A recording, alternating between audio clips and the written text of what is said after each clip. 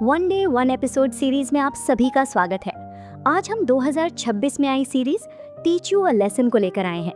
हम में से ज्यादातर लोग अपने स्कूल के दिनों को बहुत ही खूबसूरत यादों के साथ याद करते हैं, लेकिन कुछ लोगों के लिए ये एक जिंदा नर्क जैसा होता है। सुबह जब अलार्म बजता है तो काश आज बुखार आ जाए या कोई एक्सीडेंट हो जाए ताकि स्कूल न जाना पड़े। दिल से ऐसी दुआ करने वाले एक लड़के से ये कहानी शुरू होती है। किम ग्यू मिन नाम के स्टूडेंट के लिए स्कूल मौत से भी ज्यादा खौफनाक है। साउथ कोरिया के एक नामी स्कूल देहान हाई स्कूल में जो कुछ चल रहा है वो महज कोई मजाक नहीं है, बल्कि ये बेहद बेरहम और जुल्म से भरा भेदभाव है। वहाँ बच्चों ने खुद ही एक अजीबोगरीब रस्म बना रखी है। लूजर को चुनने की इस रस्म में पिछली बार का शिकार बना ग्यूमिन अपनी ये जगह नई शिकार पाक दे सियोक को सौंप रहा है। जैसे कोई राजा अपनी तलवार किसी को सौंपता है, बच्चे इसे बिल्कुल वैसे ही देखते हैं। इन बेरहम लड़कों के गैंग का लीडर रियो जुनहा नाम का एक स्टूडेंट है। वो देश के एक ताकतवर राजनेता का बेटा है। क्लासरूम में जुनहा टीचर से भी बिना किसी डर के बर्ताव करता है। क्लास में बच्चों के खुलेआम जुल्म करने पर भी टीचर्स कुछ नहीं कर पाते। स्टूडेंट्स को शारीरिक सजा देने पर लगी रोक और बच्चों के अधिकारों से जुड़े नए नियमों की वजह से उन्हें अपनी नौकरी तक छिन जाने का डर रहता है। 2 साल पहले एक स्टूडेंट के चाकू मारने से एक टीचर की मौत की घटना को याद करके वो पूरी तरह से बेबस हो जाते हैं। टीचर्स की इस लाचारी से बच्चों की हिम्मत और भी बढ़ जाती है। आखिरकार इस बेरहम टॉर्चर को बर्दाश्त ना कर पाने की वजह से पाक दे सियोक स्कूल की छत से कूदकर खुदकुशी कर लेता है। लेकिन इस भयानक हादसे के बाद भी उन जालिमों को जरा सा भी पछतावा नहीं होता। उन्हें पुलिस या कानून का कोई खौफ नहीं है। देसियों की मौत का जश्न मनाने के लिए वो ग्यूमिन को एक कमरे में ले जाकर जबरदस्ती पिलाते हैं। इसके बाद ये कहकर कि उसने बॉक्सिंग सीखी है, जुनहा का साथी क्वांगसू ग्यूमिन को बेरहमी से पीटना शुरू कर देता है। वो ग्यूमिन को पलटकर मारने का चैलेंज देता है, लेकिन डर के मारे ग्यूमिन हाथ तक नहीं उठा पाता। ये बेरहमी क्लासरूम के बाहर भी जारी रहती है। आंखें बंद करके खड़े ग्यूमिन पर जब क्वांगसू अपना आखिरी जोरदार पंच मारने ही वाला होता है, तभी अचानक वहां एक चमत्कार होता है। अचानक एक अजनबी सामने आता है और क्वांगसू के चेहरे पर एक जोरदार मुक्का जड़ देता है। अचानक हुए इस हमले से वहां मौजूद सभी लोग दंग रह जाते हैं। अचानक आए इस अजनबी को देखकर क्वांगसू, जुनहा और उसका पूरा गैंग हैरान रह जाता है कि आखिर ये है कौन। अपने दोस्त को मुक्का पड़ता देख गुस्से में जुनहा आगे आता है और सवाल करने लगता है, तू कौन है? क्या तू कोई टीचर है? एक टीचर के बच्चों पर हाथ उठाने की हिम्मत कैसे हुई? जुनहा पूरे घमंड से पूछता है। लेकिन ये सब सुनकर भी वो आदमी जरा सा भी नहीं डरता। आम टीचर्स को हमेशा खुद से डरते देखने वाले इस बुली गैंग के लिए उसका ये शांत अंदाज और कॉन्फिडेंस बिल्कुल नया था। लड़के फौरन अपने फोन निकाल लेते हैं और इस पूरे सीन को रिकॉर्ड करने की धमकी देने लगते हैं। एक टीचर द्वारा स्टूडेंट को पीटने का ये वीडियो सोशल मीडिया पर वायरल करके उसकी नौकरी छीनने की वो धमकी देते हैं। लेकिन वो आदमी बिना किसी परवाह के कहता है कि वीडियो अच्छे से रिकॉर्ड करो ताकि लोगों को देखने के लिए एक बढ़िया नज़ारा मिले, लोग इसे देखें और खुद फैसला करें। ये कहकर वो उन्हें फिर से चुनौती देता है। तभी क्लासरूम का शोर सुनकर स्कूल के बाकी टीचर्स दौड़ते हुए वहाँ पहुँचते हैं। किसी अजनबी को अपने स्कूल के बच्चों को पीटते देखकर वो घबरा जाते हैं और उसे रोक कर पूछते हैं कि वो कौन है। सबके सवालों के जवाब में वो आदमी बिना किसी हिचकिचाहट के अपने कोट से एक खास आईडी कार्ड बाहर निकालता है। वो रिपब्लिक ऑफ कोरिया के नए बने टीचर्स राइट्स प्रोटेक्शन ब्यूरो का स्पेशल इंस्पेक्टर ना ह्वा जिन था। ह्वाजिन वहाँ मौजूद लोगों को समझाता है कि स्कूलों में टीचर्स के अधिकारों की रक्षा करने और माहौल खराब करने वाले बिगड़ैल स्टूडेंट्स को अपनी खास ताकतों से सुधारने के लिए ही सरकार ने इस स्पेशल एजेंसी को बनाया है। ह्वाजिन ऐलान करता है कि कानून की आड़ में छिपकर गुंडागर्दी करने वाले स्टूडेंट्स को बातों से या ज़रूरत पड़ने पर कड़ी सज़ा देकर सुधारने का उसे पूरा अधिकार है। वो चेतावनी देता है कि स्कूलों में चल रहे इस गैर कानूनी बुलिंग कल्चर को ख़त्म करने के लिए वो यहीं रहेगा और अब से यहाँ असली पढ़ाई और सही सबक शुरू होगा, जिसके बारे में पहले कभी सुना भी नहीं था। ऐसी नई एजेंसी और इस सख्त इंस्पेक्टर के आने से स्कूल मैनेजमेंट और स्टूडेंट्स दोनों में खौफ फैलने लगता है। ब्यूरो की इन बड़ी ताकतों के बारे में सुनकर प्रिंसिपल ह्वाजिन को अपने ऑफिस बुलाते हैं और बातचीत से मामला सुलझाने की कोशिश करते हैं। वो दावा करता है कि स्कूल में कोई गड़बड़ी या समस्या नहीं है और यहाँ पढ़ने वाले सभी बच्चे बहुत बड़े और रईस परिवारों से हैं। वो ह्वाजिन को आगाह करता है कि यहाँ मशहूर राजनेताओं और बिजनेसमैन के बच्चे पढ़ते हैं और सबसे अहम बात यह है कि देश के सबसे ताकतवर राजनेता और राष्ट्रपति पद के उम्मीदवार रियो ग्वांग पिल का बेटा रियो जुनहा भी इसी स्कूल में पढ़ता है। प्रिंसिपल हवाजिन को सलाह देता है कि पैसे और रसूख की इन ताकतों से डरकर वो भी बाकी लोगों की तरह सिर्फ एक नौकरी पेशा बनकर अपनी हद में रहे। लेकिन ये सब हवाजिन को जरा भी नहीं डरा पाता। हवाजिन पलटकर जवाब देता है कि अगर बड़े लोग बच्चों और उनके माता पिता के रसूख से डरने लगे तो ये दुनिया ही तबाह हो जाएगी। इसके बाद खुदकुशी करने वाले पाक देश योग की क्लास टीचर हवाजिन खुद बन जाते हैं। जब हवाजिन अपनी पहली क्लास में कदम रखते हैं तो बच्चे बड़े मजाक और ताने भरे अंदाज में उसका स्वागत करते हैं। एक एक करके सबकी अटेंडेंस लेते वक्त वो देश योग का नाम भी पुकारता है। जब बच्चे उसे याद दिलाते हैं कि वो तो मर चुका है तो हवाजिन उनसे पूछता है कि उसने खुदकुशी क्यों की। उनमें से एक लड़का मजाक उड़ाते हुए कहता है कि शायद एग्जाम में कम नंबर आने के डिप्रेशन में वो छत से कूद गया होगा। लेकिन ये बेरहम जवाब सुनते ही हवाजिन बिना किसी रहम के उसके चेहरे पर एक जोरदार थप्पड़ जड़ देता है। अगर दिल में पछतावा महसूस करना है तो सजा तुम्हारे जिस्म को भुगतनी होगी। ये कहकर हवाजिन सभी बच्चों को प्लैंक पोजीशन में आने का हुक्म देता है।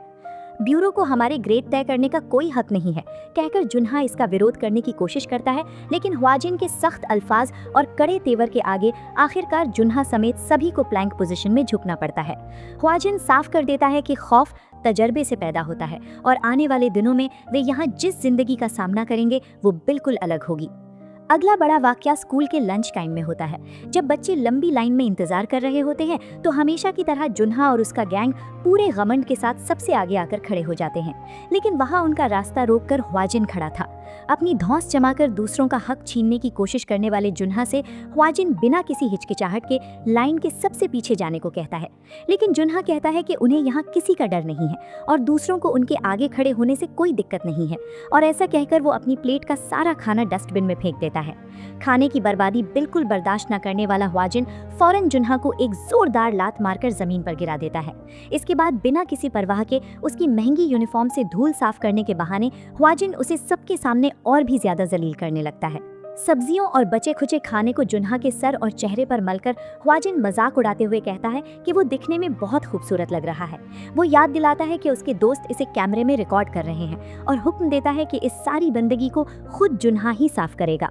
अपनी जिंदगी में पहले कभी न झेली ऐसी बेइज्जती से जुन्हा गुस्से और शर्म से कांप रहा था। वहां से गुस्से में बाहर निकलते वक्त उसकी नज़र क्लासरूम साफ कर रहे ग्यूमिन पर पड़ती है। ब्यूरो में शिकायत ग्यूमिन नहीं की होगी, ये गलतफहमी पालकर वो अपना सारा गुस्सा और भड़ास ग्यूमिन पर निकाल देता है। इतनी बेरहमी से मार खाने के बाद भी ग्यूमिन कोई जवाब नहीं दे पाता। इसके बाद बुरी तरह जलील हुआ जुन्हा अपने रसूखदार पिता रियू ग्वांगपिल को पूरी बात बताता है। एक मामूली टीचर ने मेरे बेटे पर हाथ उठाया है, ये जानकर देश के बड़े राजनेता और अगले राष्ट्रपति पद के उम्मीदवार रियू ग्वांगपिल सीधे स्कूल पहुंचते हैं। अपने रसूख के आगे कोई कुछ नहीं कर सकता, इसी घमंड के साथ आए उस ताकतवर पिता का हवाजिन कैसे सामना करेगा। कहानी अब ऐसे ही सस्पेंस से भरे मोड़ पर पहुंचती है। स्कूल पहुंचकर रियू ग्वांगपिल पूरे घमंड से हवाजिन से मिलता है और उसे धमकाने की कोशिश करता है, लेकिन इस बड़े राजनेता के सामने भी हवाजिन अपने फैसले से जरा भी पीछे नहीं हटता, अडिग रहता है। एक स्टूडेंट को स्टूडेंट और टीचर को टीचर की तरह रहना चाहिए, ये साफ करते हुए हवाजिन जुन्हा को दी गई सजा वापस लेने से साफ इनकार कर देता है। उसकी की गई गलतियों की सजा के तौर पर हवाजिन उसे स्कूल के टॉयलेट साफ करने को कहता है, लेकिन हवाजिन को किसी भी तरह फंसाने के इरादे से जुन्हा बाथरूम में खुद अपना सिर दीवार पर मारकर जख्मी कर लेता है ताकि ये दिखा सके कि टीचर ने उसे मारा है। इन नकली चोटों को दिखाकर ग्वांगपिल एजुकेशन मिनिस्टर चोई कांगसियोक से मिलता है और हवाजिन को नौकरी से निकालने का भारी दबाव डालता है, लेकिन चोई इस भ्रष्ट राजनेता के आगे झुकने से साफ मना कर देता है। इसी दौरान स्कूल के बाकी बुलीज ग्यूमिन को एक सुनसान जगह ले जाकर बेरहमी से पीटने लगते हैं। उनके खिलाफ शिकायत उसी ने दर्ज करवाई है। इसी गलतफहमी में वो उसे लातों से बुरी तरह रौंदते हैं। आखिरकार चोटों से बेहाल और रोते हुए ग्यूमिन को हवाजिन ढूंढ निकालता है। मेरा कोई बचाने वाला नहीं है और ऐसे हालात में लड़कर भी कोई फायदा नहीं, ये मायूसी से कहने वाले ग्यूमिन से हवाजिन पूछता है कि तुझे पलटकर वार करने को किसने कहा। हवाजिन उसे सलाह देता है कि इन बेरहम लड़कों से खुद को बचाने के लिए पहले उसे तेजी से भागना सीखना होगा। हवाजिन उसे प्लेग्राउंड के गोल पोस्ट तक 10 सेकंड के अंदर दौड़कर पहुंचने को कहता है। पहले तो वो हिचकिचाता है, लेकिन हवाजिन की हौसला अफजाई पाकर ग्यूमिन दौड़ने लगता है। मेरा कोई एक सच्चा दोस्त तक नहीं है और मुसीबत में साथ देने वाला कोई नहीं, ये कहने वाले उस बच्चे को गले लगाकर हवाजिन उसे एक बहुत बड़ा भरोसा देता है। एक स्टूडेंट की सबसे बड़ी ताकत और सहारा उसका टीचर होता है और अब से तुझे कोई भी परेशानी आए तो मैं परछाई बनकर तेरे साथ खड़ा रहूंगा, ह्वाजिन उसे ये भरोसा दिलाता है। ये शब्द ग्यूमिन को अपनी नर्क जैसी स्कूल जिंदगी में आगे जीने की एक बहुत बड़ी उम्मीद देते हैं। कहानी के आखिरी हिस्से में पहुंचते पहुंचते एक बहुत बड़ा सियासी उलटफेर देखने को मिलता है। जब रियू ग्वांगपिल देश के सबसे ऊंचे पद की तरफ कदम बढ़ा रहा होता है, तभी उसके पुराने काले कारनामे और भ्रष्टाचार की पोल खुल जाती है।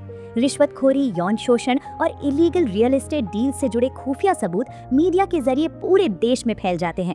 इसके बाद काउंसिल ग्वांगपिल की गिरफ्तारी की मंजूरी दे देती है और उसका राजनीतिक करियर हमेशा के लिए तबाह हो जाता है। ये एक सियासी साजिश है, ऐसा दावा करने वाले ग्वांगपिल से एजुकेशन मिनिस्टर चोई कांगसोक साफ कहते हैं कि इस एजेंसी को खड़ा करने में मुझे 2 साल लगे हैं और ये तुम्हारे पुराने गुनाहों की ही सजा है। पिता के पतन के साथ ही स्कूल में जुनहा की सारी धौंस और ताकत खत्म हो जाती है।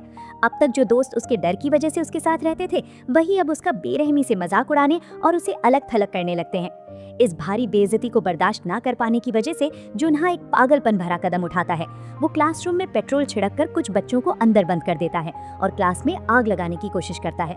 लेकिन ठीक वक्त पर वहां पहुंचकर ह्वाजिन जुनहा को लात मारकर नीचे गिरा देता है और उसके हाथ से लाइटर छीनकर उसे खौफ में डाल देता है। मुझे मरने से बहुत डर लगता है, ये कहकर रोते गिड़गिड़ाते जुनहा से ह्वाजिन पूछता है, तो क्या पाक देसियोक को मरने से डर नहीं लगा होगा? तो जैसे घिनौने कीड़ों की वजह से ही उसने मौत को चुना था। अब तू अपने बनाए इस नर्क में खुद घुट कर जी। आखिरकार पुलिस देसियोक की मौत के केस की दोबारा जांच शुरू करती है और जुनहा समेत उन सभी बेरहम बुलीज को कानून के शिकंजे में ले आती है। बच्चों की टॉर्चर में साथ देने वाले प्रिंसिपल और बाकी जिम्मेदारों को भी उनके किए की सख्त सजा मिलती है। आखिरकार ग्यूमिन समेत बाकी सभी बच्चे अब स्कूल में सुकून से पढ़ाई कर पाते हैं। इसके बाद एजुकेशन मिनिस्टर चोई और ह्वाजिन मिलकर 2 साल पहले मारी गई टीचर चोई गायोन की कब्र पर जाते हैं और इसी के साथ ये एपिसोड खत्म होता है। सस्पेंस और बदले की आग से भरी इस सीरीज के अगले एपिसोड के साथ हम फिर मिलेंगे। इस एपिसोड के बारे में अपनी राय नीचे कमेंट करके जरूर बताएं। आगे भी ऐसे ही जबरदस्त एक्सप्लेनेशंस देखने के लिए हमारे चैनल को अभी सब्सक्राइब करना और बेल आइकन दबाना ना भूलें। फिर मिलेंगे। बहुत बहुत शुक्रिया।